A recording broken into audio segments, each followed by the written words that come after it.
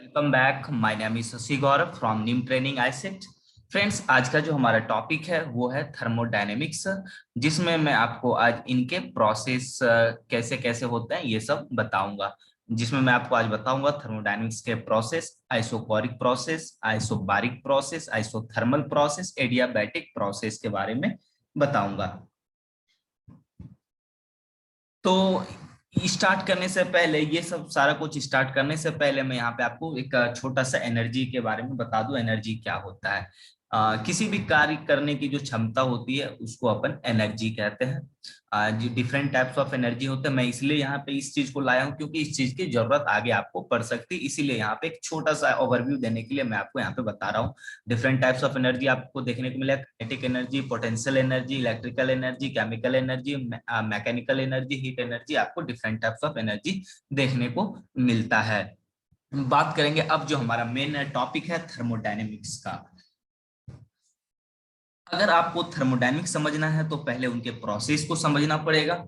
और मैं इसलिए आपको बता रहा हूं कि बगैर इसको सीखे आप auto cycle, diesel cycle, dual cycle नहीं सीखते हैं, नहीं सीख सकते। तो स्टार्ट करते हैं thermodynamics. Thermo means heat, motion मतलब होता है, डायनेमिक्स मीन्स होता है मोशन। जब हीट मोशन में होती है तो उसे हम थर्मोडायनेमिक्स कहते हैं। देखिए, हमारे पास हीट तो था, लेकिन उसे वर्क में कन्वर्ट करना प्रॉपर एफिशिएंसी के साथ, थर्मोडायनेमिक्स में हमें यही सीखना होता है। ज्यादा से ज्यादा एनर्जी को वर्क में कन्वर्ट करे और उसमें जो भी लॉसेज होती है वो कम से कम हो। तो यही चीज अपने को यहाँ पे सीखने होते हैं। तो साइंटिस्ट ने काफी जोर लगाया कि इस पे कैसे इसकी एफिशिएंसी को और भी बढ़ाया जाए। जैसे थर्मोडायनेमिक्स का पहला लॉ ही होता है, heat is work and work is heat. तो हीट ही वर्क है और वर्क ही हीट है। तो आइए इनके प्रोसेस को समझते हैं, आगे बढ़ेंगे इनके प्रोसेस को समझने के लिए। तो फर्स्ट जो प्रोसेस है हमारा वो होता है आइसोकोरिक प्रोसेस। देखिए, आइसोकोरिक का मतलब क्या होता है? आइसो मीन्स होता है कांस्टेंट। आइसो मीन्स, इस वर्ड से आप रिलेटेड रख सकते हैं। आइसो मीन्स क्या होता है? कांस्टेंट। और कोरिक होता है, ये वॉल्यूम से रिलेटेड होता है। जिस प्रोसेस में वॉल्यूम कांस्टेंट रहे उस प्रोसेस को आइसोकोरिक प्रोसेस कहते हैं। आप इनका सिंपल सा वे में आप डेफिनेशन याद कर सकते हैं कि जिस प्रोसेस में मैं आपको डेफिनेशन बता दूं, जिस प्रोसेस में वॉल्यूम कांस्टेंट रहे वो हमारा आइसोकोरिक प्रोसेस होता है। ये प्रोसेस आपको कहीं भी देखने को मिल सकता है, जैसे कि प्रेशर कुकर में सब्जी बनाते टाइम वहां क्या होता है कि वॉल्यूम कांस्टेंट होता है। ऐसा इसलिए इसको आइसोकोरिक प्रोसेस कहते हैं। इसे एक पीवी डायग्राम से आपको बहुत इजीली समझाऊं। जैसे कि मैं आपको यहाँ पे दिखाऊं एक कुकर का एग्जांपल। जैसे कि मैंने दिया कि एक सपोज दैट कर लीजिए ये हमारा कुकर है। कुकर में क्या होता है, जब नीचे से अपन हीट दे रहे होते हैं तो इस टाइम क्या होता है, वॉल्यूम कांस्टेंट होता है, बट क्या होता है, हमारा प्रेशर इंक्रीज कर रहा होता है। तो यहाँ पे मैं आपको पीवी डायग्राम के अनुसार समझाऊं, ये हमारा प्रेशर और वॉल्यूम। यहाँ पे क्या है कि हमारा वॉल्यूम कांस्टेंट है। वॉल्यूम अगर मान लो कि 1 मीटर क्यूब का हमारा वॉल्यूम है, तो यहाँ पे क्या है कि pressure same as it is आपको देखने को मिल रहा है। तो ये है हमारा आइसोकोरिक प्रोसेस। ये क्या होता है कि एक प्रेशराइज करने वाली प्रोसेस है। इसका जब वर्क डन निकालेंगे, वर्क डन ये हमारा जीरो प्राप्त होगा। वर्क डन इसलिए जीरो प्राप्त होगा, वर्क डन का अपन फॉर्मूला जानते हैं, प्रोपोर्शनल टू बी।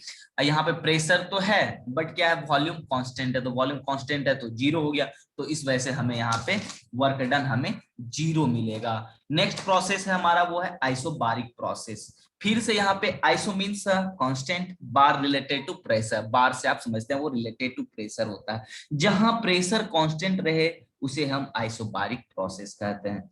देखिए, प्रेशर कांस्टेंट रहने के लिए हमें क्या करना पड़ता है?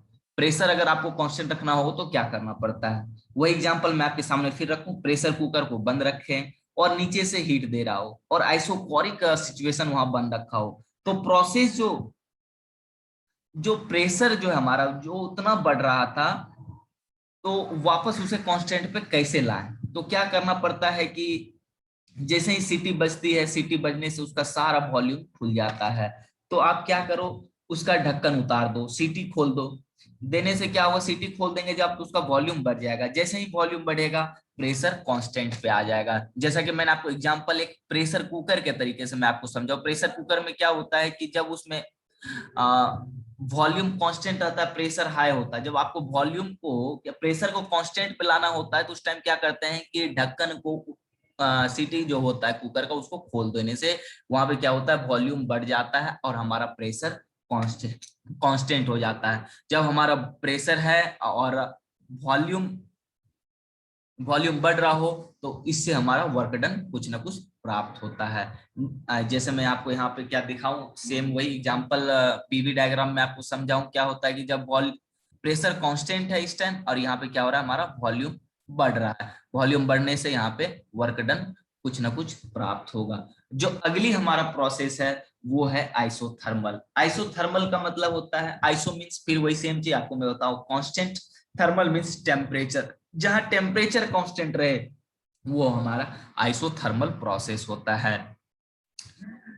इसे हम पीवी डायग्राम से समझे तो कैसे बनेगा, इसमें जो है ना आपका हमेशा प्रेशर और वॉल्यूम का जो मल्टीप्लीकेशन होता है वो हमेशा कांस्टेंट होता है। जैसा मैं आपको समझाऊं, जैसे ही प्रेशर बढ़ेगा, अभी अपन पढ़े आइसोबारिक में कि जैसे ही प्रेशर बढ़ेगी प्रेशर को कांस्टेंट रखना होगा तो क्या होगा, वॉल्यूम बढ़ जाएगी। तो ये दोनों का जो मल्टीप्लीकेशन होता है वो हमेशा कांस्टेंट होता है। सपोज दैट हमारा प्रेशर 5 बार का था और वॉल्यूम 3 पे था, तो दोनों का जब अपन करेंगे तो 15 हो जाएगा। इसी तरीके से इसको जब अपन कहीं भी करें, किसी भी प्रेशर पे किसी भी वॉल्यूम का सेपरेट करे तो वो हमेशा कांस्टेंट होता है।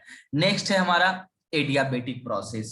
एडियाबेटिक ये हमारा लास्ट प्रोसेस है। एडियाबेटिक एडियाबेटिक प्रोसेस वो प्रोसेस जिसमें ना ही हीट बाहर जाए ना ही हीट अंदर आए, उस प्रोसेस को एडियाबेटिक प्रोसेस कहते हैं। इस प्रोसेस को अपने को ज्यादा डीपली में नहीं जाना है क्योंकि मैंने ये आपको बस इसलिए पढ़ाया कि यहाँ पे आपको इस चीज की जरूरत है पड़ती है आपको ऑटो साइकिल डीजल साइकिल में, इसलिए इस प्रोसेस को मैंने यहाँ पे पढ़ाया। इसका एग्जांपल मैं आपको दिखाऊं, जो थर्मस होता है हमारा, थर्मस में क्या होता है कि ना हीट अंदर जाता है ना हीट बाहर आता है, बाहर आती है। तो एडियाबेटिक प्रोसेस का वो उदाहरण है थर्मस।